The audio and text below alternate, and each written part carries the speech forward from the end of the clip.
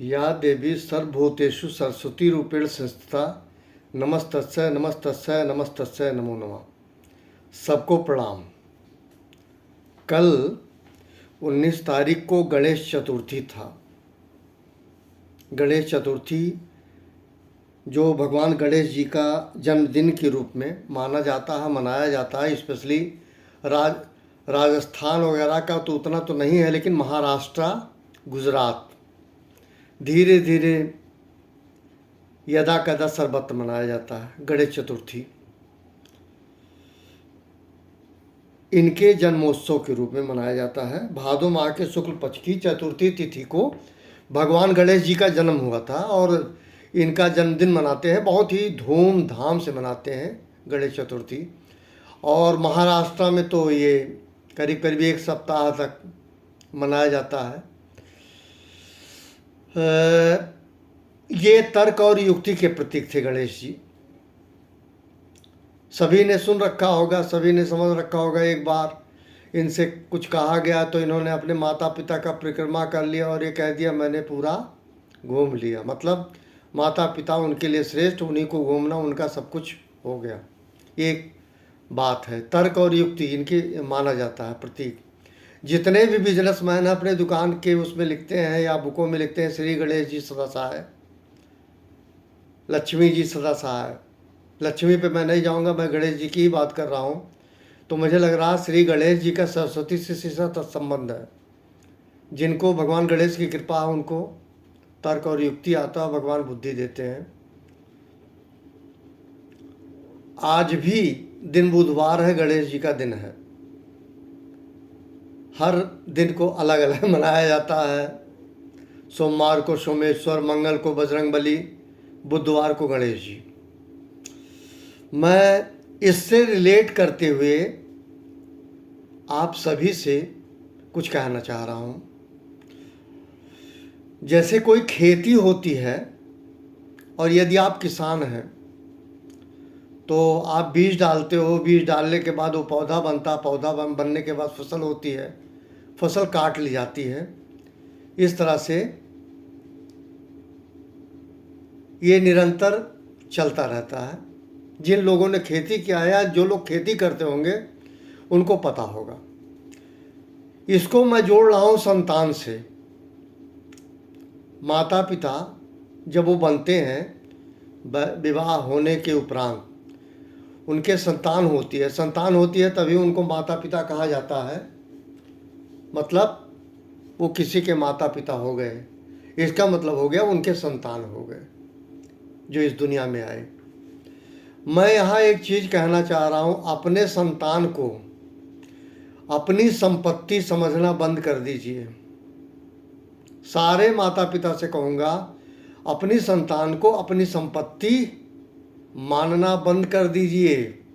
जैसे आप किसी के संतान थे, दुनिया के कहते हैं भगवान ये वो, वैसे वो बच्चा भी आप मत भूलिएगा। वो प्रभु की कृपा है जो आपके संतान है और आप उससे जुड़ रहे हैं कि ये मेरा बेटा है, मैं इसका पिता हूँ। ये प्राइड और जाब की बात लोग कहते हैं। प्राउड फील करते हैं जिनके संतान होता है, बेटा बेटी। करना भी चाहिए, बुराई नहीं है।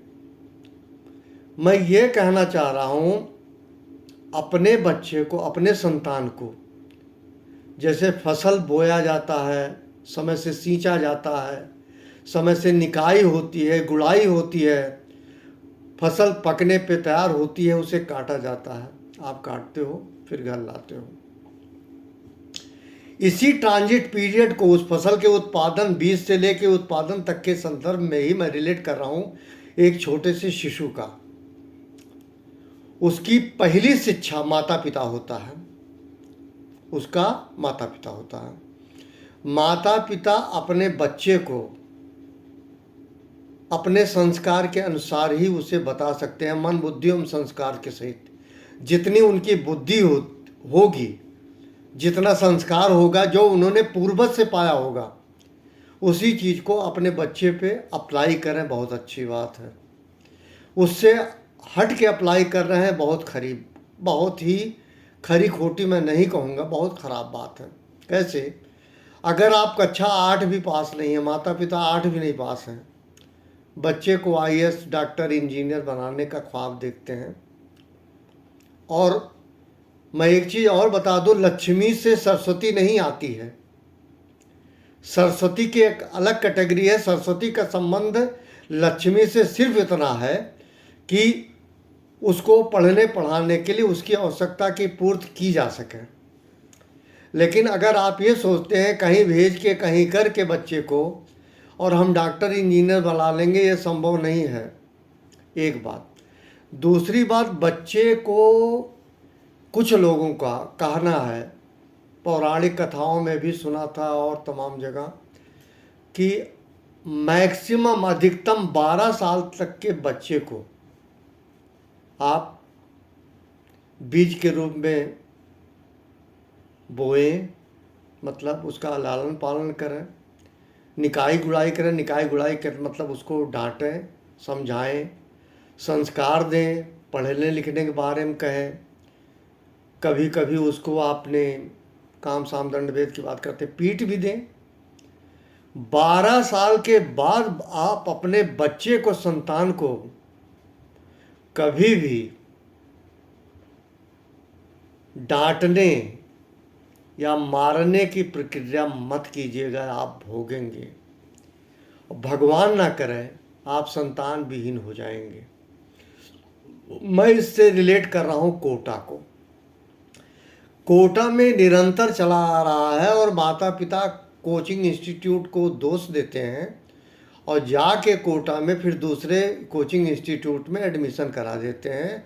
मतलब बच्चा ये समझ चुका है कि मेरे माँ बाप लाख समझाने पे नहीं समझ रहे हैं, हमको कोटा में ही रखेंगे, घर नहीं आने देंगे तब तक जब तक वो इंजीनियर डॉक्टर बन न जाए। यही कारण है पिछले 6 महीने में, मैं संख्या नहीं बताऊंगा डराने के लिए, बहुत सारे लोगों ने आत्महत्या किया है। टेलीविज़न चैनल में श्री सुधीर चौधरी ने काफ़ी इस पर काम किया है, जो मैंने सुना था। मैं एक सामान्य नागरिक हूँ, साधारण नागरिक हूँ। मेरे भी 4 संतान थे, जो जैसा चाहा किया। कोई बीटेक किया, कोई एमबीए किया, कोई बीबीए कर रहा है। पैसे से ये सब नहीं होता है। पैसा एक साधन है डियर, उत्पत्ति में भी बताया गया है। पैसा एक साधन हो सकता है, पैसा आपका मास्टर नहीं है कि पैसा शिक्षा दे देगा। पैसे से शिक्षा नहीं होती। सरस्वती का संबंध लक्ष्मी से नहीं होता है, नहीं होता है। कहते हैं लक्ष्मी की सवारी उल्लू है और सरस्वती की सवारी आपको पता है। तो चूंकि आज भी भगवान गणेश जी का दिन है, कल भी उनका जन्मोत्सव मनाए थे। अगर मान के चले तो 1 हफ्ते का उन्हीं का जन्मोत्सव है, कुछ विशेष स्थानों पे मनाया जा रहा है।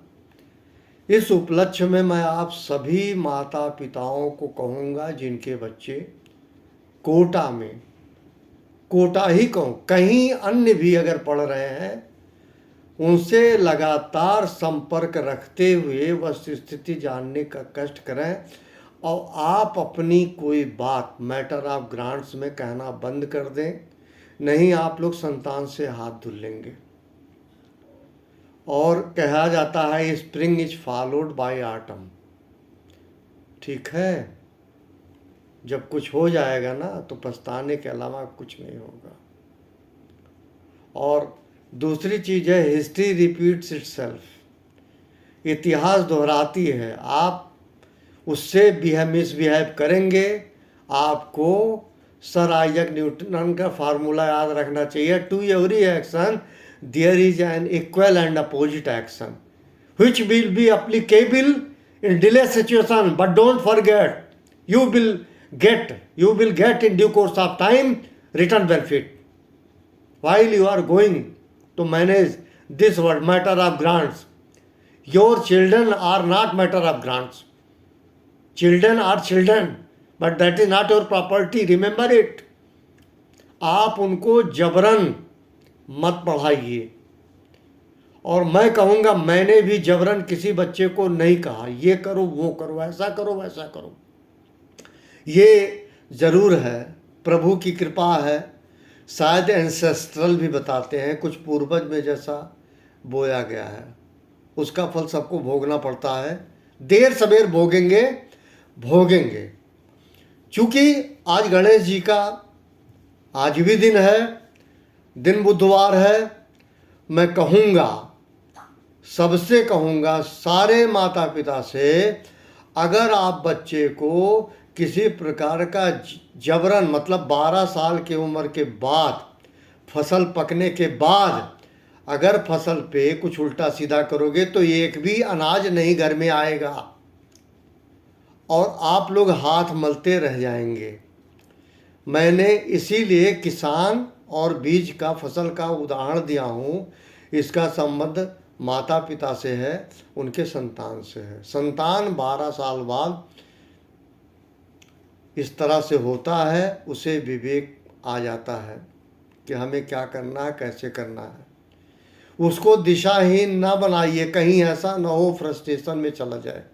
जो नई जनरेशन है बहुत जल्दी फ्रस्ट्रेट हो रही है बगैर पीटे। पहले जो है पुराने समय में माता पिता बच्चे को खूब मारते थे, रात में रबड़ी रोटी खिलाते थे और बच्चा भी भूल जाता था माता पिता मारे थे या पीटे थे।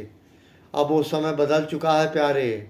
आपकी एक एक बात उसके अवचेतन मन में घर कर रही है। माता पिता सोच समझ के बोल लें, नहीं बोलने आता तो मत बोलो भाई, ज़रूरत क्या है यार। अपने अपने बच्चों को या कहीं और भी आपको ये लगता है बाहर किसी को भी बोल देंगे, हो सकता है रिएक्शन में दे दे, लेकिन अगर बच्चे को बोलेंगे वो कुछ नहीं कर पाएगा। वो तो वो कर पाएगा जो बाहर वाले नहीं कर पाएंगे और आप सोच नहीं सकते। अगर आप उसका एनालिसिस करेंगे तो आप कांप जाएंगे। अगर गलत तरीके से आप अपना आचरण कर रहे हैं उसको बंद कर दीजिए और 12 साल की उम्र के बाद बच्चे को दंड है कि जो प्रीति आप निभा रहे हैं उसको बंद कर दीजिए। इन्हीं शब्दों के साथ सबको प्रणाम। Thank you very much.